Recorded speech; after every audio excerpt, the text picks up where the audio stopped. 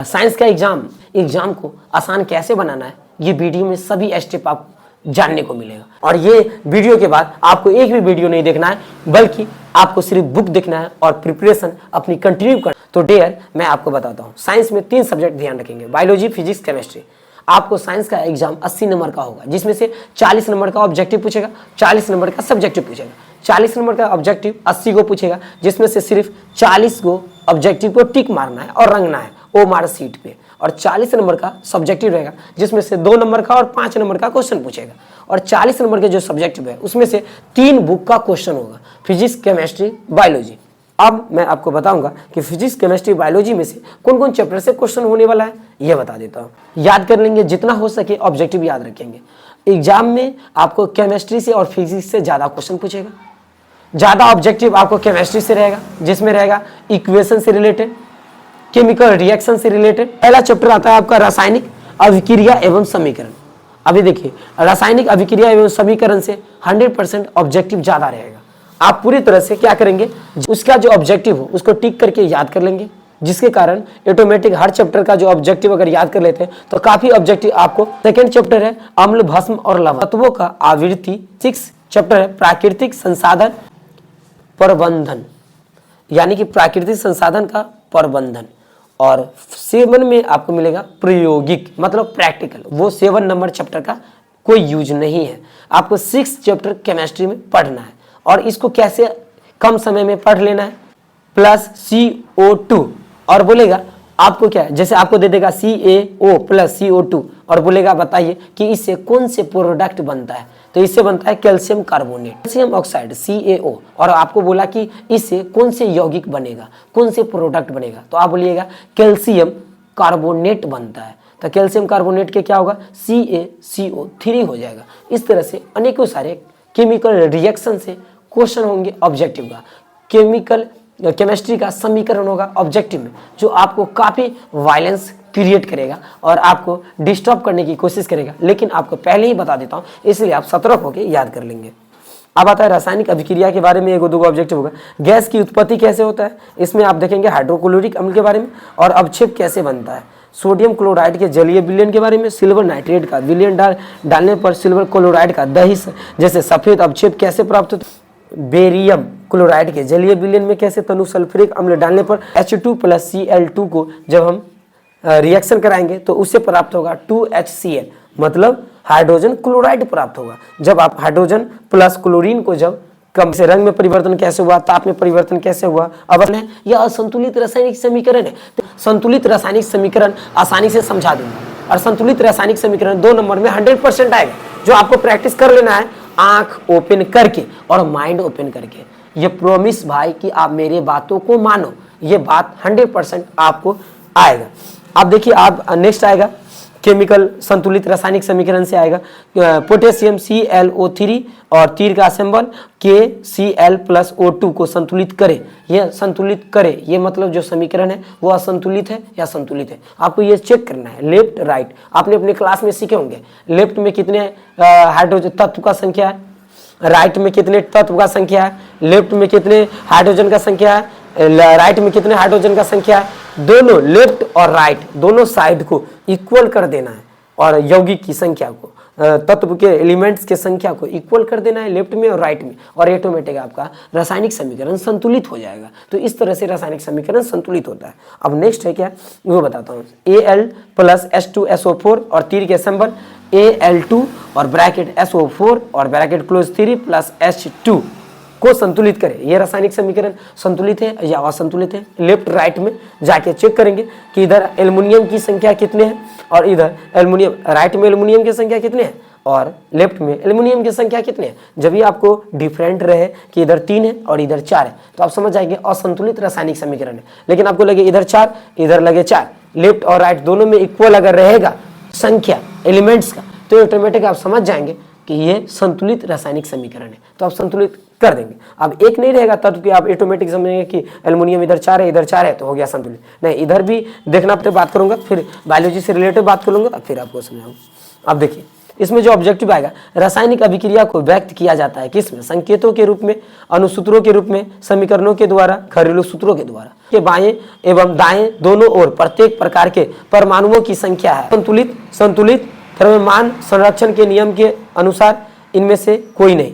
अब इस तरह से आपको क्वेश्चन को मैं आपको जो ऑब्जेक्टिव पढ़ता हूं ध्यान से सुनिए। आपको बोलेगा निम्नलिखित में से कौन समीकरण असंतुलित है? तो आपको H2 + Cl2 और इधर तीर का सिंबल रख के 2HCl दे दिया, तो मुझे लग रहा है फर्स्ट वाला ऑप्शन यहाँ पे सही है। इस तरह से आपको अनेकों सारा ऑब्जेक्टिव पूछेगा, जिसमें से निम्नलिखित में से कौन समीकरण संतुलित है? Fe + Cl2 और तीर का सिंबल FeCl3 NH4 NO2 तीर का सिंबल N2 + 2H2O। ऑब्जेक्टिव के बारे में बात कर लेता हूँ और आपको समझ में आ जाएगा। जिससे निम्नलिखित में से रेडॉक्स अभिक्रिया कौन सी है? तो CaCO3 और तीर के symbol CaO + CO2 H2 + Cl2 और तीर का सिंबल 2HCl, ये है।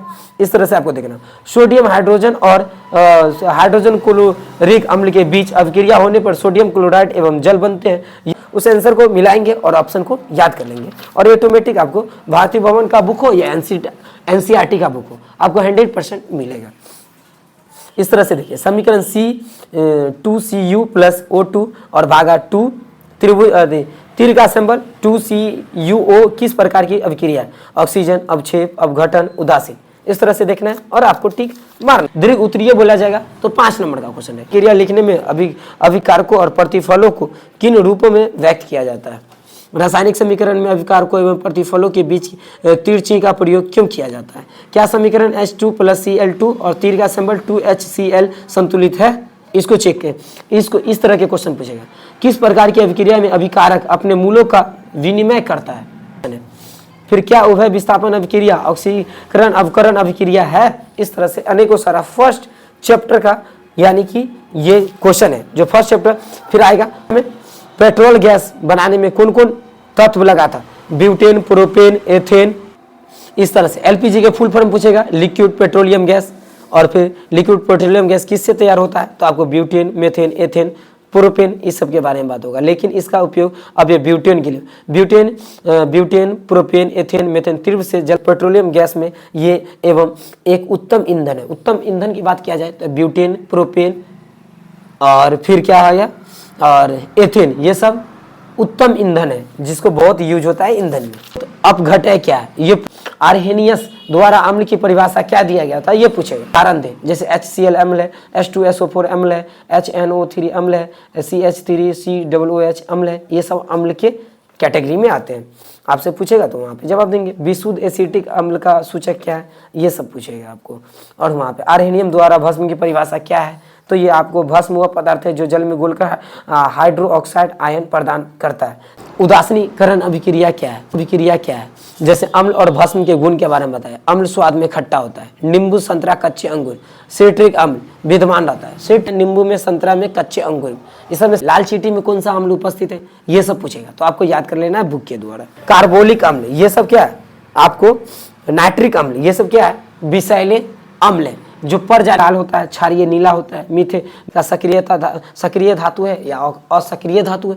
अगर सक्रिय धातु है तो उसकी परसेंटेज क्या है, ये पूछेगा। सोडियम का, कैल्शियम का और पोटेशियम का, मैग्नीशियम का, एल्युमिनियम का, जिंक का, लोहा का, टीन का, लेड का, हाइड्रोजन का, तांबा का, पारा का, चांदी का, सोना का। अनेकों सारे याद करके ही जाएंगे क्योंकि पीएच मान आना फिक्स है। इसमें प्रबल अम्ल के बारे में बात करेगा, दुर्बल भस्म के बारे में बात करेगा, दुर्बल क्षार के बारे में बात करेगा, प्रबल भस्म के बारे में बात करेगा, प्रबल क्षार के बारे में बात। 5 अम्ल वर्षा का पीएच मान 5.6 और पेशाब का पीएच मान 6.0, दूध का पीएच मान 6.5, शुद्ध जल का पीएच मान 7.0, मट्टी का पीएच मान 7 होगा, 7 के आसपास रहता है। बोलेगा मुंह का पीएच मान, तो इससे भी पूछेगा। बोलेगा मुंह का पीएच मान 5.5, याद रखिएगा। इस तरह से अनेकों सारा क्वेश्चन आपको रहेगा, चैप्टर 2 से रहेगा। सोडियम कार्बोनेट का, धोने वाला सोडा का रासायनिक सूत्र क्या होता है? टार्टरिक अम्ल का मिश्रण कहाँ होता है, ये सब पूछेगा। फिर चैप्टर 2 में आपको पूछेगा प्लास्ट ऑफ पेरिस का रासायनिक सूत्र, और इस तरह से आप आसानी से जवाब दे पाएंगे। इसीलिए आपको पूरा तैयारी करना। अम्ल का जलीय विलयन स्वाद में कैसा होता है? और 6 से 8% एसिटिक अम्ल को सिरका कहते हैं। इस तरह से अनेकों सारे धातु ऑक्साइड मूलतः भस्म होते हैं और धातु के ऑक्साइड अम्लीय होते हैं। इस तरह से आपको जिप्सम का रासायनिक सूत्र क्या होता है, सूक्ष्म बुझे हुए चूने का रासायनिक सूत्र क्या होता है, बेकिंग पाउडर में खाने का सोडा का रासायनिक सूत्र क्या होता है, परवल अम्ल तथा परवल भस्म के बने। आपको अनेकों सारा क्वेश्चन आप बना पाएंगे। अगर अति लघुत्तरीय की बात करें, अगर चैप्टर 2 का अम्ल भस्म अम्ल का सूत्र लिखे, सिरका में कौन सा अम्ल होता है, बैटरी अम्ल क्या है।